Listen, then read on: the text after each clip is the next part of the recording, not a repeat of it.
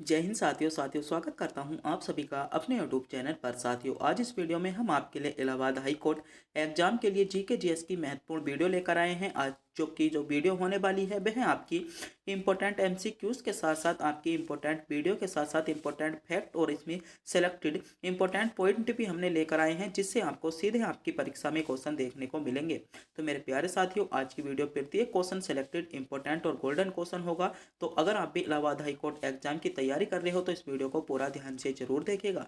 तो बिना टाइम गवाए करते हैं वीडियो को स्टार्ट, क्योंकि आज का प्रत्येक क्वेश्चन ऐसा है जो कहीं ना कहीं आपसे उत्तर प्रदेश में आपसे क्वेश्चन पूछा गया है और आपका यूपी एग्जाम के लिए बहुत ही ज़्यादा इंपॉर्टेंट गोल्डन वीडियो हो जाती है। तो बिना टाइम गवाए करते हैं वीडियो को स्टार्ट। आपका पहला क्वेश्चन है, मिशन इंद्रधनुष निम्नलिखित में से किस सरकारी योजना से संबंधित है। तो पहला ही क्वेश्चन आपका इंपॉर्टेंट है और ये आपका जो मिशन इंद्रधनुष है वह आपका ट्रेंडिंग टॉपिक रहता है, कई बार परीक्षा में पूछा भी गया है। तो बात करें मिशन इंद्रधनुष निम्नलिखित में से किस सरकारी योजना से संबंधित है, तो मेरे प्यारे साथियों यह आपका बाल टीकाकरण से संबंधित है। किससे है? बाल टीकाकरण से संबंधित है, यानी इसमें सी विकल्प के साथ इसमें आपका करेक्ट जवाब हो जाएगा। तो बात करते हैं भारत सरकार द्वारा जारी कुछ ऑपरेशन के बारे में, जहां से क्वेश्चन आपको अक्सर जैसे पूछा जाता है। जैसे आपसे क्वेश्चन पूछा जाता है ऑपरेशन अमृत से। ऑपरेशन अमृत जो था केरल सरकार द्वारा आपका जो चलाया गया था और एंटीबायोटिक दबाव के उपाय को कम करने के लिए जो था आपका मिशन, आपका जो ऑपरेशन था आपका अमृत चलाया गया था। बात करते हैं ऑपरेशन अजय को लेकर। ऑपरेशन अजय भी बहुत ज़्यादा पूछा जाता है। भारत सरकार के द्वारा इजराइल में जो हमला या युद्ध के दौरान इजराइल से सभी भारतीयों को वापस लाने के लिए आपका ऑपरेशन अजय चलाया गया था। बात करते हैं ऑपरेशन सुदर्शन। तो ऑपरेशन सुदर्शन जो चलाया गया था बीएसएफ द्वारा पंजाब और जम्मू कश्मीर में पाकिस्तानी सीमा पर घुसपैठ होते हैं घुसपैठ रोधियों को उनको क्या है रोकने के लिए ये आपका ऑपरेशन सुदर्शन चलाया गया था। बात करते हैं ऑपरेशन बंधन, बहुत ज़्यादा पूछा जाता है। तो आपका बालकोट के लिए आपका चलाया गया था। ऑपरेशन वंदे मातरम बहुत ट्रेंडिंग था और इससे क्वेश्चन बहुत ज़्यादा पूछे जा रहे थे। तो विदेश मंत्रालय द्वारा कोविड-19 के दौरान विदेश में फंसे आपके 14,800 भारतीय नागरिकों को घर वापस लाने के लिए जो चलाया गया था वह आपका ऑपरेशन वंदे भारत चलाया गया था। बहुत ही ज़्यादा इंपॉर्टेंट ऑपरेशन है ये, 10 के 10, जहाँ से क्वेश्चन आपको हाई कोर्ट एग्जाम में देखने को जरूर मिलेगा और ये टॉपिक आपका बहुत ही ज़्यादा इंपॉर्टेंट होने वाला है। बात करते हैं ऑपरेशन ध्वस्त के बारे में। तो आपका ये जो चलाया गया था मेरे प्यारे साथियों, ये आपका राजकीय जांच एजेंसी द्वारा आपका संगठित अपराध और आतंकवाद को समाप्त करने के लिए चलाया गया था। बात करते हैं ऑपरेशन कावेरी, बहुत ज़्यादा पूछा जाता है। तो भारत सरकार जो आपके सूडान के जो युद्धग्रस्त क्षेत्र में फंसे भारतीयों को वापस लाने के लिए आपसे क्या था, ऑपरेशन कावेरी चला गया था। मर्यादा की बात करें तो उत्तराखंड पुलिस द्वारा ये चलाया गया था और बहुत ही ज़्यादा ट्रेंडिंग आपके लिए है, क्योंकि ये मर्यादा जो ऑपरेशन मर्यादा है बहुत ज़्यादा जब चला था आपका क्वेश्चन बहुत ज़्यादा परीक्षा में पूछा भी गया था। इसी के साथ साथ ऑपरेशन सद्भावना की बात कर लें तो भारतीय सेना द्वारा जम्मू कश्मीर में ग्रामीण क्षेत्रों में एलओसी के पास वाले क्षेत्र को लोगों को मदद देने के लिए आपका सद्भावना चलाया गया था। अलर्ट भी आपका बहुत मजबूत था। ये आपका बीएसएफ यानी सीमा सुरक्षा बल ही द्वारा चलाया था, भारत और पाकिस्तान सीमा सुरक्षा बनाए रखने के लिए। तो ये कुछ महत्वपूर्ण ऑपरेशन थे जहां से संबंधित आपको आपकी परीक्षा में क्वेश्चन देखने को जरूर मिलेगा। मेरे प्यारे साथियों, आज के सभी क्वेश्चन सेलेक्टेड इंपॉर्टेंट और गोल्डन क्वेश्चन होने वाले हैं और आप भी हमारे चैनल पर नए हो तो चैनल को सब्सक्राइब करें, वीडियो को लाइक करें और अपने दोस्तों के पास भी वीडियो को शेयर जरूर करें। आगे बढ़ते हैं। अगला क्वेश्चन है आपका, जीएसटी भारत में आपका अधिरोपित एक अप्रत्यक्ष कर है, जीएसटी का पूर्ण रूप क्या है। यानी आपसे पूछा गया है जीएसटी का पूरा नाम क्या है। तो जीएसटी का पूरा नाम क्या है, वस्तु और सेवा कर। सभी बच्चों को पता होगा, यानी बी विकल्प इसमें आपका करेक्ट जवाब है। जिन बच्चों ने विकल्प बी को चुना है बिल्कुल सही चुना है, बी विकल्प इसमें आपका करेक्ट जवाब हो जाएगा। बात करते हैं जीएसटी से संबंधित कुछ इंपॉर्टेंट फैक्ट के बारे में, जहां से क्वेश्चन आपसे पूछा जा सकता है। जैसे पहला क्वेश्चन है, तो जीएसटी जब आपकी पारित की गई थी तो उस टाइम पर भारत के राष्ट्रपति कौन थे। तो उस टाइम पर जब जिस टाइम पर आपकी जीएसटी आई थी उस टाइम पर भारत के जो राष्ट्रपति थे वे थे आपके श्री प्रणब मुखर्जी। बहुत ज़्यादा क्वेश्चन पूछा जाता है। बात करते हैं प्रधानमंत्री कौन थे। तो नरेंद्र मोदी द्वारा आपके क्या थे, प्रधानमंत्री थे। जीएसटी जो लागू की गई थी वह आपके 30 जून से 1 जुलाई 2017 के बीच आपकी लागू की गई थी और 3 अगस्त 2016 को इसका प्रस्ताव राज्यसभा में हुआ था। और उसके बाद 8 अगस्त 2016 को जो प्रस्ताव पारित हुआ था जीएसटी का, वह आपका लोकसभा में हुआ था। जीएसटी राशि की अगर बात करें तो बिक्री मूल्य और जीएसटी दर की अगर हम आपस में गुणा करें और उससे भाग 100 से दें तो आपकी जीएसटी राशि निकल कर आती है। बात करते हैं कौन सा संविधान संशोधन था, तो 101वां संविधान संशोधन अधिनियम 2016 के द्वारा जीएसटी को लागू किया गया था। बात करते हैं कि भारत सबसे पहले जीएसटी किसने चलाई थी, तो सबसे दुनिया में जो सबसे पहले जीएसटी लागू की थी वह आपकी फ्रांस ने की थी। और हमारा जो देश यानी भारत जो बना है 140वां जीएसटी लागू करने वाला देश बना है। तो ये आपको पता होना चाहिए। ये कुछ इंपॉर्टेंट फैक्ट थे जीएसटी से रिलेटिव जिनके बारे में आपको पता होना चाहिए। अगला क्वेश्चन है जवाहरलाल नेहरू बंदरगाह निम्नलिखित में से किस शहर में स्थित है। तो इंपॉर्टेंट क्वेश्चन है, इंपॉर्टेंट फैक्ट है, आपको पता होना चाहिए जवाहरलाल नेहरू बंदरगाह निम्नलिखित में से किस शहर में स्थित है। तो ये किस शहर में स्थित है आपको पता होना चाहिए। ये आपका नवी मुंबई में स्थित है, यानी डी विकल्प इसमें आपका करेक्ट जवाब होगा। तो बात करते हैं कुछ महत्वपूर्ण पोर्ट बंदरगाह से रिलेटिव, क्योंकि बहुत ज़्यादा पूछे जाते हैं। बात करें दीनदयाल पोर्ट ट्रस्ट या आपका कांडला पोर्ट, तो कहाँ पर स्थित है, आपका गुजरात में स्थित है, पता होना चाहिए, बहुत ज़्यादा एग्जाम में पूछा जाता है। जवाहरलाल नेहरू पत्तन की बात करें तो ये कहाँ पर है, तो ये आपका कहाँ पर है, आपका महाराष्ट्र में है। विशाखापत्तनम की बात कर लें आपका आंध्र प्रदेश में है। मुंबई पोर्ट ट्रस्ट की बात करें आपका महाराष्ट्र हो जाएगा। चेन्नई पत्तन ट्रस्ट की बात करें तो आपका तमिलनाडु हो जाएगा। महाराष्ट्र में क्या है, बाधवन पोर्ट है। पारादीप बहुत ज़्यादा पूछा जाता है, पारादीप आपके लिए इंपॉर्टेंट है, कहाँ पर है, उड़ीसा में है।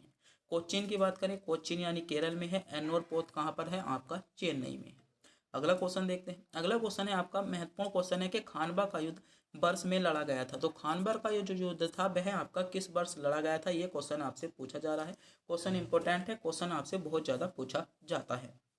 तो बताइए खानवा का युद्ध, तो मेरे प्यारे साथियों जो खानवा का युद्ध था वह आपका 1527 में हुआ था। खानवा का युद्ध 1527 में विकल्प बी में आपको दिया गया है, यानी बी विकल्प यहाँ पर आपका करेक्ट जवाब होगा। तो बात करते हैं भारत के कुछ महत्वपूर्ण युद्धों के बारे में जहाँ से संबंधित आपको क्वेश्चन पूछा जा सकता है। जैसा पहला है आपका तराइन का पहला युद्ध, तो 19 आपका कब हुआ था, 1191 में। 1191 में आपका तराइन का पहला युद्ध हुआ था। बात कर लेते हैं 1206 की घटना के बारे में। तो 1206 की जो घटना थी, दिल्ली की गद्दी पर कुतुबुद्दीन ऐबक का राज्याभिषेक। दिल्ली की गद्दी पर 1206 में कुतुबुद्दीन ऐबक की आपका गद्दी पर बैठा था और आपका 1210 में कुतुबुद्दीन ऐबक की मृत्यु हो गई थी। बात अगर क्वेश्चन पूछा जाए तैमूर लंग द्वारा भारत पर पहला हमला कब हुआ था, ये क्वेश्चन बहुत ज़्यादा पूछा जाता है और इलाहाबाद हाईकोर्ट परीक्षा के लिए इम्पोर्टेंट भी होने वाला है। तैमूर लंग द्वारा भारत पर हमला कब हुआ था, तो ये आपका 1398 में हुआ था। बात करते हैं हुमायूं ने दिल्ली की गद्दी को फिर से हथिया लिया, यानी हुमायूं ने दिल्ली की गद्दी को फिर से कब हथा लिया, ये क्वेश्चन पूछा जाता है, इलाहाबाद हाईकोर्ट के लिए इंपॉर्टेंट है। तो 1555 में द्वारा हथिया लिया था। बात करते हैं पानीपत की दूसरी लड़ाई की, तो आपकी 1556 में हुई थी। तालीकोट की आपका लड़ाई कब हुई थी, 1565 में हुई थी। नादिर शाह का भारत पर हमला बहुत ज़्यादा आपका इलाहाबाद हाईकोर्ट में पूछा जाता है कि नादिर शाह का भारत पर हमला कब हुआ था, तो नादिर शाह का भारत पर हमला आपका 1739 में हुआ था। अमृतसर की संधि की बात करें तो अमृतसर की संधि आपकी 1809 में हुई थी, इसके बारे में भी आपको पता होना चाहिए। अगला क्वेश्चन देखते हैं। अगला क्वेश्चन है आपका कुंचिकल जलप्रपात कहाँ पर पाया जाता है। बहुत ज़्यादा इंपॉर्टेंट क्वेश्चन है और बहुत ज़्यादा क्वेश्चन देखने को मिलता है। तो ये कहाँ पर पाया जाता है, आपका कर्नाटक में पाया जाता है, आपको पता होना चाहिए। कर्नाटक बी विकल्प के साथ यहाँ पर आपका करेक्ट जवाब होगा। देखते हैं कुछ महत्वपूर्ण आपके कुंचिकल जो जलप्रपात है भारत का सबसे ऊंचा क्या है, जो ये जलप्रपात है कुंचिकल, ये भारत का सबसे ऊंचा जलप्रपात है। यह है कर्नाटक के आपके शिमोंगला जिले में वह नदी पर है और इसकी ऊंचाई की बात करें तो तकरीबन जो इसकी ऊंचाई है करीबन 555 मीटर है। और कुछ महत्वपूर्ण जलप्रपात दिए गए हैं जो आपसे बहुत ज़्यादा पूछे जाते हैं, जैसे आपका शिव समुद्रम बहुत ज़्यादा पूछा जाता है। ये क्या है, ये आपका मैसूर, बेंगलोर और आपका कल्लोर सोना क्षेत्र को बिजली देता है, आपको इसके बारे में पता होना चाहिए। नोह कलही आपका क्या है, आपका जो इनमें सबसे महत्वपूर्ण आपका जो जलप्रपात होने वाला है दूध सागर जलप्रपात।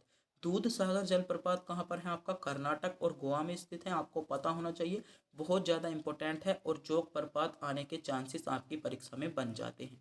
तो ये कुछ आपके महत्वपूर्ण जलप्रपात दिए गए हैं जिनसे संबंधित आपके जानकारी पता होना चाहिए। और भारत के कुछ महत्वपूर्ण आपके प्रसिद्ध आपके जलप्रपात हैं जो आपकी स्क्रीन पर शो हो रहे हैं। आप इनका स्क्रीनशॉट ले सकते हो, वरना आप पीडीएफ भी डाउनलोड कर सकते हैं। बात करते हैं आपको पीडीएफ कहाँ से डाउनलोड करनी पड़ेगी। तो पीडीएफ का लिंक आपको वीडियो के डिस्क्रिप्शन में मिल जाएगा, वहाँ से जाकर आप पीडीएफ डाउनलोड कर सकते हो। और हमारे टेलीग्राम चैनल को भी ज्वाइन जरूर कर लें, जिस पर हम बहुत ही इन्फॉर्मेटिव वीडियो आपकी वैकेंसी से रिलेटेड घेरते हैं। और बहुत ही ज़्यादा हमारी जो पीडीएफ हैं, सभी पीडीएफ क्विज के साथ साथ और महत्वपूर्ण जीके के फैक्ट हमको हमारे टेलीग्राम चैनल पर प्राप्त हो जाएंगे। वहाँ से जाकर आप क्या कर सकते हो, हमारे टेलीग्राम चैनल को ज्वाइन कर लीजिएगा। टेलीग्राम चैनल का लिंक वीडियो के डिस्क्रिप्शन में है। विश्वविद्यालय की स्थापना कब की गई थी, क्वेश्चन आपसे पूछा गया है कि जो आपका बनारस हिंदू विश्वविद्यालय है इसकी स्थापना आपकी कब की गई थी। तो बात करें अगर हम बनारस हिंदू विश्वविद्यालय की, तो बनारस हिंदू विश्वविद्यालय जो है इसकी स्थापना आपकी कब की गई थी। तो बनारस हिंदू विश्वविद्यालय की स्थापना आपकी 1916 में की गई थी। 1916 आपको बी विकल्प में दिया गया है, यानी बी विकल्प यहाँ पर आपका करेक्ट जवाब हो जाएगा। बात करते हैं कुछ महत्वपूर्ण विश्वविद्यालय और उनसे संबंधित आपके स्थापनाओं के बारे में, जहां से क्वेश्चन आपसे पूछा जा सकता है। जैसे पहला क्वेश्चन है आपका इलाहाबाद विश्वविद्यालय, जो कि बहुत ज़्यादा पूछा जाता है। तो इलाहाबाद विश्वविद्यालय कहाँ पर स्थित है, आपको पता होना चाहिए, इलाहाबाद में है। और इसकी स्थापना कब की गई थी, तो इसकी स्थापना आपकी 1887 में 1887 में इलाहाबाद विश्वविद्यालय की स्थापना की थी। जबकि जो हमारा पहला प्रैक्टिस सेट था उसमें भी हमने कुछ महत्वपूर्ण विश्वविद्यालय बताए थे, उनके संस्थापक बताए थे और किस स्थान पर है ये भी हमने बता दिया है, अगर आपने इससे पहला प्रैक्टिस सेट देखा होगा तो। बात करते हैं बनारस हिंदू विश्वविद्यालय की। तो बनारस हिंदू विश्वविद्यालय की जो स्थापना हुई थी आपकी 1916 में बनारस हिंदू विश्वविद्यालय की स्थापना हुई थी। उसी के साथ साथ बात करें दीनदयाल उपाध्याय गोरखपुर विश्वविद्यालय, तो दीनदयाल जो आपका गोरखपुर विश्वविद्यालय है इसकी स्थापना भी आपकी 1957 में की गई थी। बात करते हैं अलीगढ़ मुस्लिम विश्वविद्यालय की स्थापना, तो अलीगढ़ मुस्लिम विश्वविद्यालय की स्थापना आपकी 1920 में की गई। आपका राजर्षि आपका टंडन मुक्त विश्वविद्यालय, तो इसकी स्थापना कब की गई थी, आपकी 1998 में की गई थी। बात करते हैं चौधरी चरण सिंह विश्वविद्यालय, तो चौधरी चरण सिंह विश्वविद्यालय जो है इसकी स्थापना आपकी 1965 में की गई थी। संपूर्णानंद संस्कृति विश्वविद्यालय की बात करें 1958 में की गई। और भारतीय पशु चिकित्सा शोध संस्थान की बात करें इसकी स्थापना भी आपकी 1998 में की गई थी। तो ये कुछ आपके महत्वपूर्ण फैक्ट दिए गए हैं जिनके बारे में आपको पता होना चाहिए। यहाँ से आपको अक्सर अगला क्वेश्चन है आपका गोबी मरुस्थल दो देशों की सीमाओं को अलग करता है, उनमें से एक चीन है, दूसरा देश कौन सा है। क्वेश्चन पूछा गया है गोबी मरुस्थल जो है वे गोबी मरुस्थल दो देशों की सीमाओं को अलग करता है, जिनमें से एक देश तो आपका चीन है, तो दूसरा देश आपसे पूछा गया है। दूसरा देश क्या है, तो दूसरा देश जो है वह है आपका मंगोलिया। किसको अलग करता है, मंगोलिया को अलग करता है, आपको पता होना चाहिए, यानी मंगोलिया इसमें बी विकल्प में आपको दिया गया है, मंगोलिया आपका करेक्ट जवाब हो जाएगा। बात करते हैं कुछ महत्वपूर्ण मरुस्थलों के बारे में जहां से क्वेश्चन आपसे अक्सर पूछा जाता है। जैसे पहला हम बात करें अंटार्कटिक रेगिस्तान, या अंटार्कटिक मरुस्थल बोल सकते हैं, रेगिस्तान बोल सकते हैं। तो पहला फैक्ट तो यही इंपॉर्टेंट है आपका, दुनिया का सबसे बड़ा मरुस्थल। अगर आपसे क्वेश्चन पूछा जाए कि दुनिया का सबसे बड़ा मरुस्थल कौन सा है, तो दुनिया का सबसे बड़ा मरुस्थल आपका अंटार्कटिक रेगिस्तान जो है दुनिया का सबसे बड़ा मरुस्थल है, जो आपका अंटार्कटिक का महाद्वीप पर स्थित है।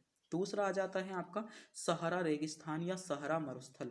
तो सहारा मरुस्थल बताइए, सहारा मरुस्थल कहाँ पर है, आपका अफ्रीका और अमेरिका। सहारा मरुस्थल कहाँ पर है, सहारा मरुस्थल की जो आपका है अफ्रीका और अमेरिका में है। न्यूबियनिया रेगिस्तान की बात करें उत्तरी पूर्वी सूडान में है। बहुत ज़्यादा इंपॉर्टेंट क्वेश्चन है, 2021 में आपको एनटीपीसी में क्वेश्चन देखने को मिला था, तो इसके बारे में पता होना चाहिए। रेलवे क्वेश्चन रिपीट करता है, क्वेश्चन रिपीट हो सकता है। थार मरुस्थल की बात करें तो थार मरुस्थल भारत और पाकिस्तान में स्थित है। कहाँ पर स्थित है, थार मरुस्थल भारत और पाकिस्तान में है। गोबी मरुस्थल आपका चीन मंगोलिया हो जाएगा। कालाहारी मरुस्थल की बात करें तो बोत्सवाना, नामीबिया, दक्षिणी अफ्रीका में क्या है, कालाहारी मरुस्थल आपका स्थित है। उसी के साथ साथ बात करें पेंटागोनिया मरुस्थल, तो पेंटागोनिया मरुस्थल कहाँ पर है, आपका अर्जेंटीना में है और चिली में है। कहाँ पर है, पेंटागोनिया मरुस्थल आपका अर्जेंटीना और चिली में हो जाएगा। बात करें मोजाम्बे मरुस्थल की, तो मोजाम्बे मरुस्थल आपका संयुक्त राज्य अमेरिका में है। और उसी के साथ साथ दो आपके इंपॉर्टेंट फैक्ट बचे जिनके बारे में आपको पता होना चाहिए। बात करें सबसे बड़ा उष्ण मरुस्थल, तो सबसे बड़ा जो उष्ण मरुस्थल है वह है आपका सहारा मरुस्थल। और दुनिया का सबसे बड़ा मरुस्थल कौन सा है, तो अंटार्कटिका मरुस्थल। बात करें आटाकामा मरुस्थल विश्व का सबसे सूक्ष्म मरुस्थल है। आटाकामा मरुस्थल जो है आपका क्या है, आटाकामा मरुस्थल जो है विश्व का सबसे सूक्ष्म मरुस्थल है। तो इन दो फैक्टों के बारे में भी आपको पता है।